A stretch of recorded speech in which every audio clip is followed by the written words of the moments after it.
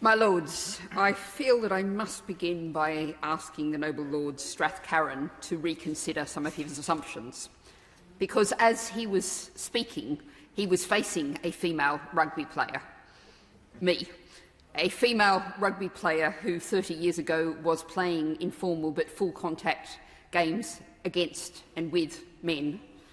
And I would suggest that he look at the distribution of the bell curve, because some of the men on those pitches were smaller than I was and lighter than I was. And indeed, I'd suggest he reads a book called The Frailty Myth. I also, since we're on sport, I want to join the Noble Lady Baroness Chakrabarti and the Noble Lord Addington in absolutely celebrating the Women's Euro 2022 now on, and I'm really hoping to make a match myself next week to watch it. In person. But I would point out that this is one of the last areas, probably the last area, of legal discrimination. I wrote in 2006 about a potential woman who I named Waynetta Rooney, who might have wanted to be selected by a Premiership Premier League team. She is not allowed to play for that team. She is not allowed to get the salary that would go with playing for that team because of her gender. And all of those wonderful players we're watching now are paid vastly less and are not allowed into teams where they could be playing more because of their gender. However, I will now go back to what I was going to say, which I want to thank the Noble Lady Baroness Gale for securing this debate and focus very briefly on a lifestyle economic analysis. We start with a girl in school who faces stereotypes about the subjects that she should study, stereotypes, restrictions that will affect her lifetime earning potential. She'll be expected to sit quietly, be polite and compliant, something particularly different for neurodiverse girls.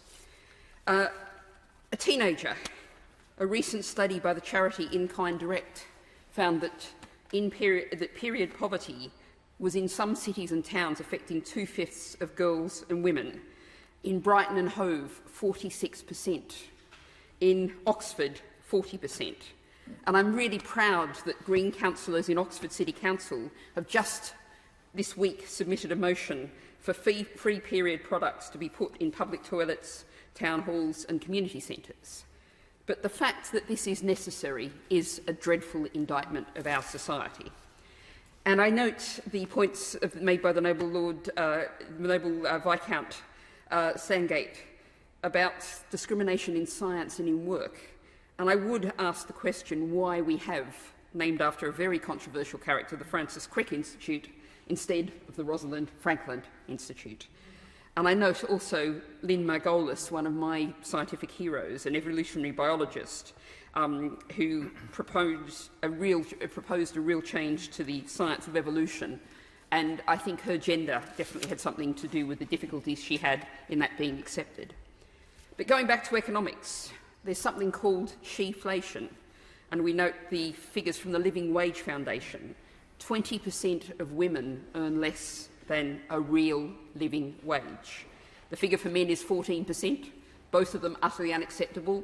Every worker of whatever age should earn enough money to live on.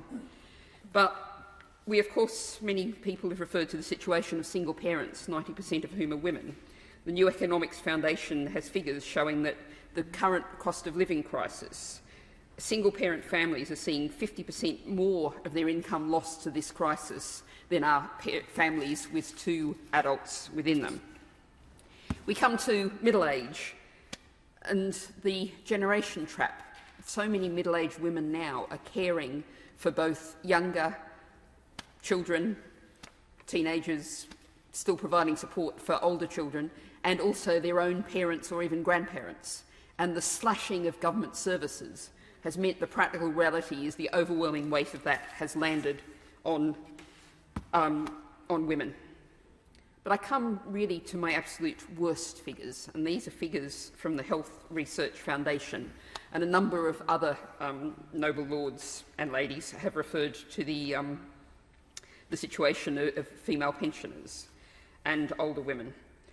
The life expectancy for women in the poorest areas of the UK is lower than the overall life expectancy for every country in the OECD except for Mexico. We are doing worse in the poorest parts of the country than all but one other OECD country, and that's a measure of the level of discrimination. And just to make one final point, sometimes this is seen as a zero-sum game, more for women, less for men. But actually, if we make a society that's fit, decent and caring for women and girls, we make a better society for everyone.